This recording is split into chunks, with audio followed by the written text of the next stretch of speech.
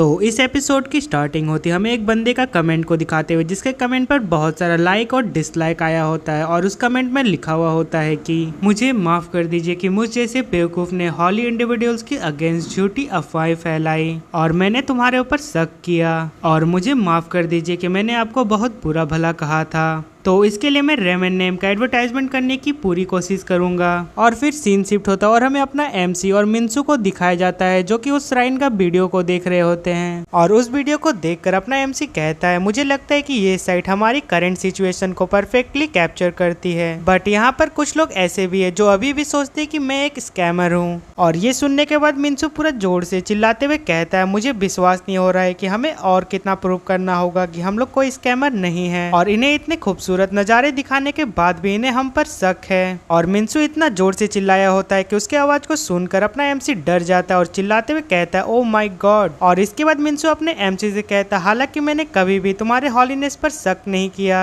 और मैंने कभी नहीं सोचा था कि ये जगह इतनी सुंदर हो सकती है और ये गॉडेस रेमन का मिरेकल है और ये प्लेस उस फैक्ट का प्रूफ है। और ये सुनने का अपना एमसी मन ही मन में कह रहा होता है कि ये वह जगह है जैसा इस लैंड को होना चाहिए था, जैसा रेमन ने मॉन्यूमेंट में लिखा था, और ये वो प्लेस है जहाँ पर ड्रीम्स रेस्ट करती है। और मेरी गॉडेस रेमन का इंटेंशन का पालन करने के लिए मेरा इरादा इस प्लेस को पब्लिक के लिए ओपन करना और ब्रेव फैमिलीज को अपने लव्ड वन से मिलने की परमिशन देना है। और इसके बाद हम लोग देखते हैं कि मिंसू अपने एमसी से कह रहा होता है मुझे यकीन है कि हर कोई सिंसियरली आपको और गॉडेस रेमन को थैंक यू कह रहा होगा। और ये सुनने के बाद अपना एमसी कहता है मुझे उम्मीद है कि इनसे उन्हें कंसोल मिलेगी। और फिर अचानक से अपना एमसी चलते चलते रुक जाता है और मिंसू से कहता है ब्रदर मिंसू, मैंने सुना है कि ब्लू कॉलर नाम का कोई गिल्ड भी होती है क्या, और अगर यदि ऐसा सच है तो क्या तुम उनमें से किसी एक को जानते हो। फिर मिंसू अपने एमसी से कहता है मैं उनमें से एक गिल्ड को जानता हूँ जिनको मैनेज मेरे एक जान पहचान के लोग ही करते हैं, तो क्या मैं तुम्हारे बारे में उनसे बात करूँ। और फिर अपना एमसी कहता है नहीं, मुझे सिर्फ मैजिक स्टोन वाली माइन के बारे में पता करना था। फिर मिंसू कहता है ओ अच्छा वो माइन, लगता है तुम्हारे दिमाग में उस माइन के बारे में कुछ है या फिर ऐसा लगता है कि तुम कुछ सोच रहे हो। फिर अपना एमसी कहता है हाँ बस थोड़ा सा,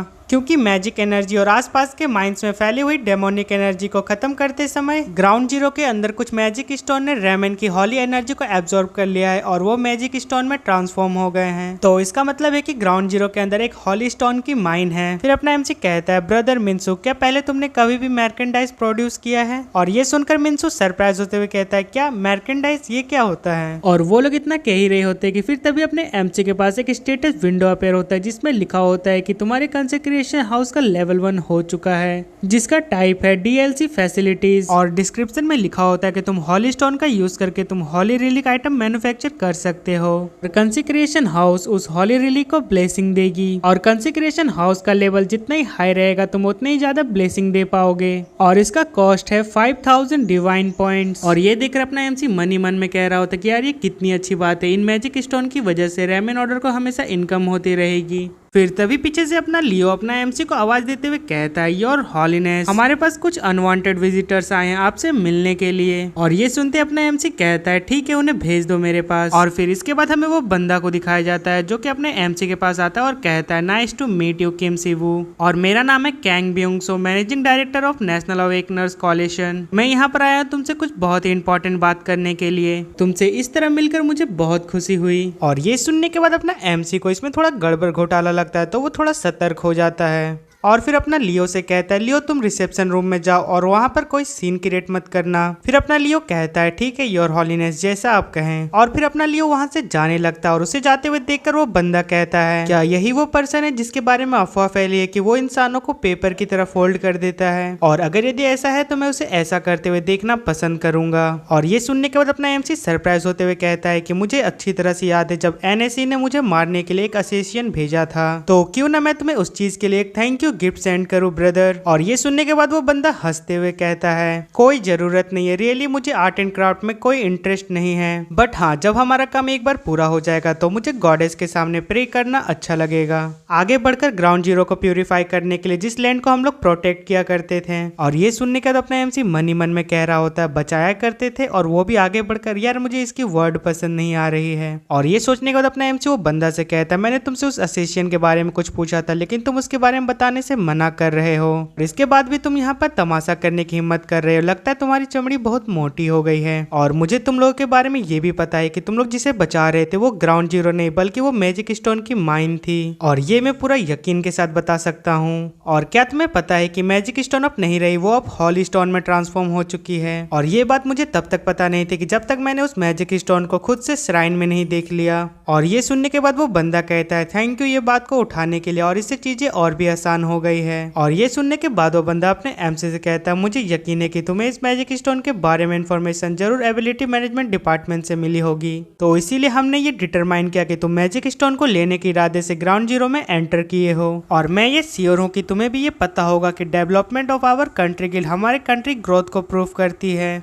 और हमारे जैसे गिल्ड अलायंस के लिए मैजिक स्टोन की माइंस हमारी ग्रोथ के लिए बहुत जरूरी रिसोर्सेस है। और ये अनफॉर्चुनेट है कि तुमने उन्हें हमसे जबरदस्ती छीन लिया है। और ये सुनने के बाद फिर अपना एमसी कहता है क्या तुम मुझे ये दिखाने की कोशिश कर रहे हो कि मैंने एक कंट्री की ग्रोथ में बाधा डाला है? और तुम्हें तो ये बात पता ही होगा कि मैं एबिलिटी मैनेजमेंट डिपार्टमेंट के साथ मिलकर काम कर रहा हूँ, तो क्या वो डिपार्टमेंट गवर्नमेंट एजेंसी नहीं है? बट अभी तुम ये सब छोड़ो, तुम मुझे सबसे पहले ये बताओ कि क्या तुम ही वो नहीं थे जिन्होंने डिपार्टमेंट को काम करने से रोका? और अब तुम कह रहे हो कि ये माइन सबके ग्रोथ के लिए थी, जबकि तुमने ही सबसे ज्यादा उस माइन से फायदा उठाया था। यार मुझे विश्वास नहीं हो रहा कि तुम इस तरह चेंज कैसे हो सकते हो। और ये कहने के बाद अपना एमसी थोड़ा गुस्सा होते हुए उस बंदे से कहता अगर तुमने माफी की शुरुआत की होती तो मैं बातचीत के बारे में थोड़ा सोचता, लेकिन तुमने तो इसके बजाय सब कुछ बर्बाद कर दिया। और तुम्हारी हिम्मत कैसे हुई एक क्रिमिनल हंटर को मुझे मारने के लिए काम पर रखने की? और मुझे बस तुमसे इतना ही पूछना है, तो चलो इसका आंसर दो मुझे। और सिचुएशन को बिगड़ता हुआ देखकर वो बंदा एक पैम्फलेट निकालता है और अपने एमसी को देते हुए कहता है अरे ये सब बातों को छोड़ो, हम यहाँ पर सिर्फ बातचीत करने के लिए आए हैं। और फिर वो बंदा वो पैम्फलेट अपना एमसी को दे देता है और उसे देते हुए बताता है कि इसमें लिखा हुआ है कि हम रेमन ऑर्डर को माना स्टोन माइन से निकाले गए माइन प्रोडक्ट का आधा हिस्सा गारंटी देंगे, और साथ ही हम तुम्हें अपनी सभी माइनिंग इंफ्रास्ट्रक्चर तक पहुँचने की परमिशन देंगे, और इसके अलावा हम रेमन ऑर्डर को बड़ी रकम डोनेट करेंगे। और मुझे यकीन है कि तुम इससे सेटिस्फाइड होगे। उस पैम्फलेट को पढ़ने के बाद अपना एमसी पूरा फिल्मी स्टाइल में उस पैम्फलेट को फाड़ते हुए कहता है क्या तुम्हें सच में लगा कि शांति की बातचीत एक कागज के टुकड़े से हो सकती है? तो यहाँ पर तुम गलत हो। और इसके बाद अपना एमसी लाइटनिंग स्किल को एक्टिवेट करता है, और उस लाइटनिंग स्किल में अपना एमसी काफी बैडेस लग रहा होता है। और फिर वो उस बंदे से कहता है पहले तो तुमने मुझे मारने की कोशिश की और अब तुम दोस्त बनना चाहते हो, क्या तुम्हें सच में लगता है कि ये काम करेगा? उस पैम्फलेट में जो भी कुछ लिखा हुआ था मुझे तो तुम्हारे एक भी बात पर विश्वास नहीं हो रहा है। और ये कहने के बाद अपना एमसी लाइटनिंग स्किल से उन लोगों के ऊपर अटैक करता है, और उस बंदे के जितने भी बॉडीगार्ड होते हैं वो सभी पीछे फेंका जाते हैं। और फिर तुरंत ही अपना एमसी अपना हाथ को आगे बढ़ाता है और उस बंदे का पूरा कसकर गर्दन पकड़ लेता है। और फिर वो बंदा पूरा जोर से चिल्लाता है और दर्द में चिल्लाते हुए कहता है छोड़ दो, मुझे जाने दो, मैं आगे से ऐसा कभी नहीं करूंगा।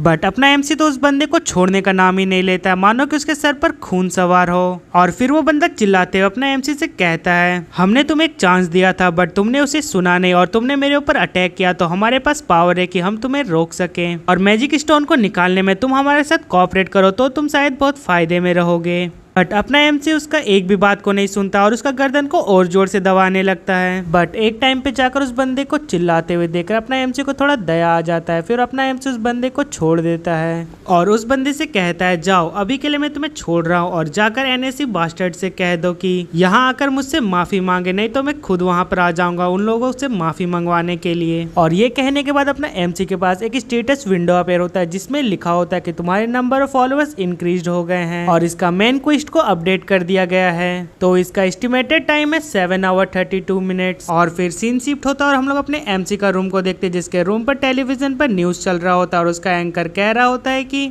एनएससी ने पब्लिक प्राइवेट इन्वेस्टिगेशन टीम बनाया है और ग्राउंड जीरो के साइट को वेरीफाई करने के लिए रिक्वेस्ट किया है। और इस बीच रेमन ऑर्डर ने वर्ल्ड के सभी लोगों का अटेंशन अपने ओर खींचा है क्योंकि इसका लीडर किम सिबू ने ग्राउंड जीरो को पूरी तरह से प्यूरिफाई कर दिया है। बट व्हाइट ब्रिलियंस ऑर्डर ने इसे अभी भी कंटिन्यू रखा है। और इस न्यूज एंकर की सभी बातों को सुनने के बाद फिर अपना एमसी कहता है यार अब क्या प्रॉब्लम हो गया है एनसीए को, और मुझे कैसे पता चलेगा कि एनसीए को कैसे शांत कराया जाए। और इसी के साथ हमारा एपिसोड 16 यहाँ पर खत्म होता है। अब मिलते हैं अगले एपिसोड में। अगर वीडियो पसंद आया हो तो लाइक शेयर सब्सक्राइब और नेक्स्ट पार्ट के लिए कमेंट करें। तब तक के लिए बाय बाय, टेक केयर।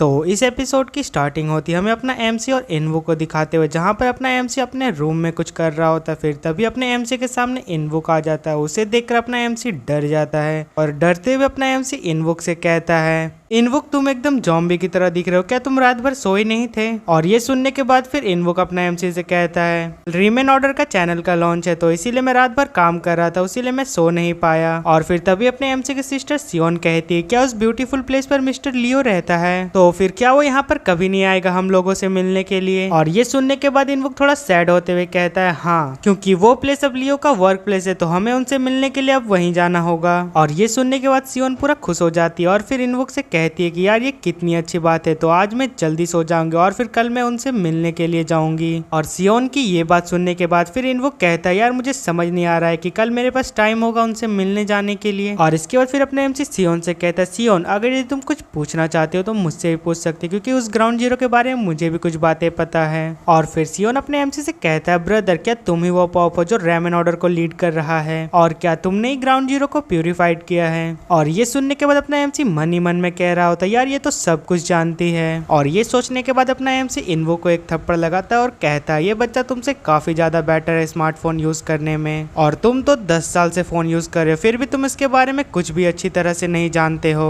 और इनवुक को पिटाई खाते हुए देखकर सियोन फिर अपने एमसी से कहती है, आज मुझे जल्दी सोने जाना है तो मैं अभी सोने जा रही हूँ, तो इस वीकेंड हम लोग जरूर मिलेंगे। फिर अपना एमसी कहता है, ओके गुड नाइट। और फिर सियोन वहाँ से चली जाती है। और सियोन के जाने के बाद फिर अपना एमसी कहता है, मैं सियोन को छोटे से देखते आ रहा हूँ, जब वो छोटी थी और मेरे साथ खेलती थी। और ये सुनने के बाद फिर इनवुक कहता है, सियोन बहुत अच्छी बच्ची है और वो रियली बहुत ब्राइट भी है और उसके पास कोई दूसरा चॉइस भी नहीं है, बट वो इतनी कम एज में काफी ज्यादा मैच्योर हो गई है। और ये सुनने के बाद फिर अपना एमसी कहता है, ये सब मेरी फॉल्ट है, मुझे तुम लोगों को यहाँ पर अकेले छोड़कर नहीं जाना चाहिए था। और फिर तभी इनवुक को कुछ याद आता है। फिर वो अपने एमसी से कहता है, अरे मैंने तुम्हें एक बात बताना भूल गया था कि ग्रैंडमा ने मुझे कॉल किया था और वो कह रही थी कि डिपार्टमेंट ने उन्हें प्राइवेट जेट प्रोवाइड किया और वो भी 2 वीक्स के अंदर में यहाँ पर आ जाने के लिए। और ये सुनने के बाद फिर अपना एमसी सरप्राइज होते हुए कहता है, क्या प्राइवेट जेट, बट क्यों? फिर इनवुक कहता है, वो बता रहे थे कि ये बात कुछ इरेगुलर फैमिली मेंबर के बारे में हो, तो इसीलिए वो यहाँ पर आ रही है। और वो ये भी कह रहे थे कि वो कहीं भी फ्रीली ट्रेवल नहीं कर सकती और वो भी तुम्हारी वजह से। उन्होंने कॉल पर ही गुस्सा होते हुए कहा, जब वो यहाँ पर आ जाएगी तब वो तुम्हारी अच्छी तरह से पिटाई करेगी। और ये सुनने के बाद फिर अपना एमसी थोड़ा सरप्राइज हो जाता है, बट उसे एक बात की खुशी भी होती है कि ग्रैंडमा यहाँ पर वापस आ रही है। और फिर इसके बाद हमें नेक्स्ट डे का सीन को दिखाया जाता है, जहाँ पर हम लोग देखते हैं कि अपना एमसी इनवुक से कह रहा होता है, मैं थोड़ा नर्वस हूँ। फिर इनवुक अपने एमसी से कहता है, तुम नर्वस क्यों हो रहे हो, हम लोग तो सिर्फ ऑफिशियल चैनल लॉन्च कर रहे हैं, तो प्लीज यहाँ पर कुछ भी गड़बड़ी मत करना, क्योंकि तुम्हें नहीं पता कि इसके लिए मैंने कितनी प्रिपरेशन की है। और ये कहने के बाद वो लोग रीमेन ऑर्डर का ऑफिशियल चैनल लॉन्च कर देते हैं। और चैनल लॉन्च करते के साथ ही वो लोग उस ग्राउंड जीरो में बना हुआ श्राइन का वीडियो अपलोड कर देते हैं। और वीडियो अपलोड करने के साथ ही वो लोगों का 43 के सब्सक्राइबर हो जाता है रेमन ऑर्डर का चैनल पर। और इतने सारे सब्सक्राइबर को देखने के बाद अपना एमसी मन ही मन में कह रहा होता है कि यार मुझे विश्वास नहीं हो रहा है कि चैनल स्टार्ट करने के साथ ही हमारे यूट्यूब चैनल पर इतने सारे सब्सक्राइबर गेन हो गए, और वो भी लगभग 43,000 के आसपास। और फिर यूट्यूब चैनल पे हम लोग उस श्राइन का वीडियो को देखते हैं जिसमें 1 घंटे में लगभग 200 के व्यू चला गया होता है। और इसमें बहुत सारे कमेंट्स भी आए होते हैं, लगभग 24,000 के आसपास। और इतने सारे कमेंट्स को देखकर इनवुक कह रहा होता है, यार इसमें तो बहुत सारे कमेंट्स आए और ज्यादातर लोग तो इसमें विश और प्रेयर कर रहे हैं। और ये सुनने के बाद फिर अपना एमसी कहता है, विश और प्रेयर तो ठीक है, और रेमन को इस तरह के कमेंट्स भी बहुत पसंद है, क्यों? ठीक बोला ना मैं लियो? और फिर इसके बाद हमें लियो को दिखाया जाता है जो कि चाय पीते अपने एमसी से कह रहा होता है, हाँ आपने सही बोला हॉलीनेस। और रेमन इस तरह के डिसरेस्पेक्टफुल विश और ड्रीम्स की बहुत केयर करते हैं। और फिर अपना एमसी कहता है, मुझे विश्वास है कि एक दिन वो लोग जरूर समझेंगे कि हम लोग कोई स्कैमर नहीं है और हम लोग बल्कि उसका हेल्प कर रहे हैं, क्योंकि हमने रिसेंटली बहुत सारे डेमोनिक इवेंट सॉल्व किए हैं। तो जब वो लोग रेमन ऑर्डर को अच्छी तरह से समझ जाएंगे तो मैं श्योर हूँ कि वो लोग भी रेमन ऑर्डर के ऊपर बिलीव करने लगेंगे। और ये सुनने के बाद इनवुक सरप्राइज होते हुए कहता है, मुझे विश्वास नहीं हो रहा है कि तुम एक क्लर्जी के मेंबर की तरह दिख रहे हो। और फिर इसके बाद अपने एमसी के सामने एक स्टेटस विंडो अपेयर होता है जिसमें लिखा होता है कि तुम्हारा क्वेस्ट अपेयर हो चुका है। और फिर हम लोग उस क्वेस्ट को देखते हैं जिसके डिस्क्रिप्शन में लिखा होता है कि तुमने एक श्राइन क्रिएट करके अपने प्रीवियस फेथ के लिए एक घर बनाया है, और ये श्राइन अपने ऑर्डर की ग्रोथ के लिए एक बहुत बड़ा पिवट पॉइंट साबित करेगा। तो इसीलिए सिस्टम ने ये डिटरमाइन किया है कि तुमने अपने ऑर्डर के लिए सभी नेसेसरी प्रिपरेशन कर लिया है। और फिर इसके बाद हम लोग उस क्वेस्ट के कंप्लीटेशन रिक्वायरमेंट्स को देखते हैं जिसमें लिखा हुआ होता है कि